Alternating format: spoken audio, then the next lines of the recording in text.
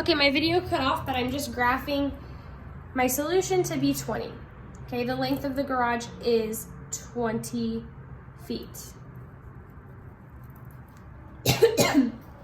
Okay, problem number 3 says Cynthia spent 20 minutes eating her lunch during her lunchtime. She only has 40 minutes left to go outside. The equation n minus 20 equals 40 represents the time of her lunch. Is 60 minutes a solution? Okay, so they're asking, does 60 minutes work if I plug it in?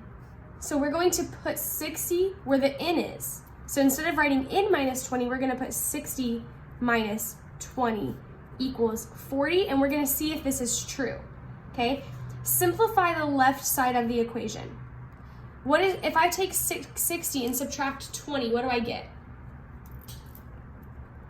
40, right? What's on the other side? 40, okay? So if the resulting equation shows a true statement, then 60 is a solution. So is this true? Does 40 equal 40? Yes. So is 60 a solution? Yes. Okay. Is 60 minutes a solution to the equation? Yes, it is, because when we plugged it in, it made the equation true. Okay. Problem number 4 says, how could you use bar models to model and solve the equation x divided by 4 equals 1.2? Okay, and then it gives us another one down here. So how could we draw a bar model for this? We wanted to draw a bar model for x divided by 4 equals 1.2.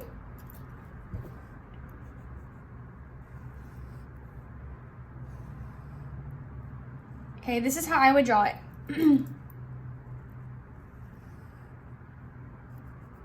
Okay, I have x here. X is the whole bar, right? Now, if I take x up here and I take it into 4 different sections, x divided by 4, it's telling me that each section would be 1.2, okay? So if I wanted to use this model to solve this equation, how would you figure out what x is if I know that this whole thing is x and I know that each of these is 1.2? What would I do? I could add all these together, right? Or I could say 1.2 times 4, right? 2 times 4 is,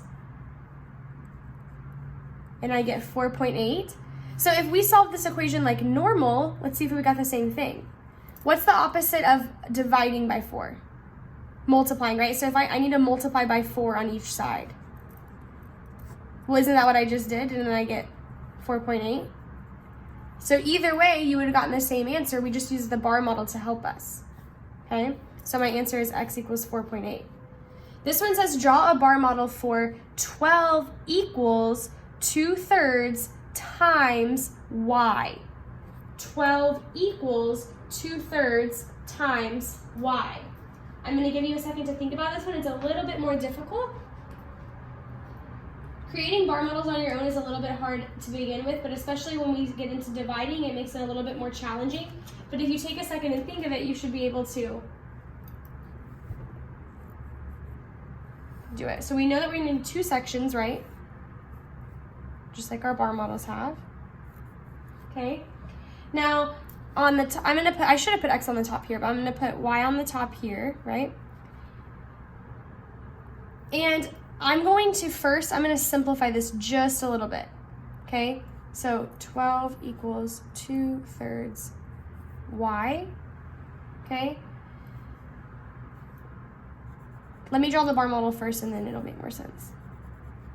Okay, so I know that 2 of these, 2/3 of the y, needs to equal 12, right?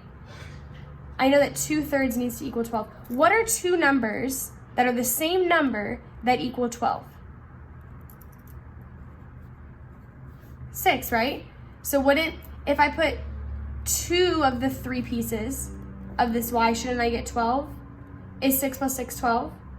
Okay, so here's another way you could do this. Instead of multiplying by 2/3, I need to divide by 2/3, right?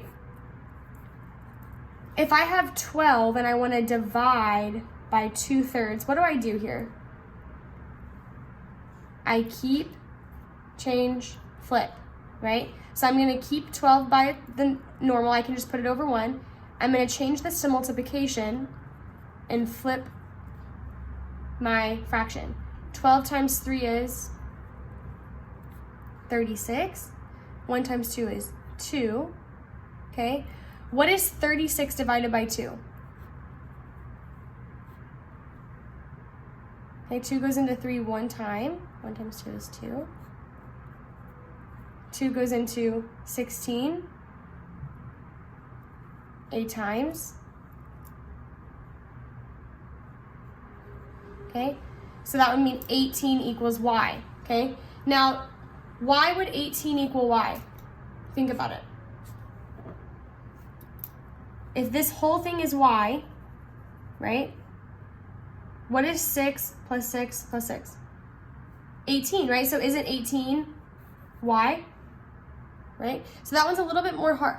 I prefer to do it solving the equation wise, but if it makes more sense for you to draw a model, feel free to do that way too. Okay?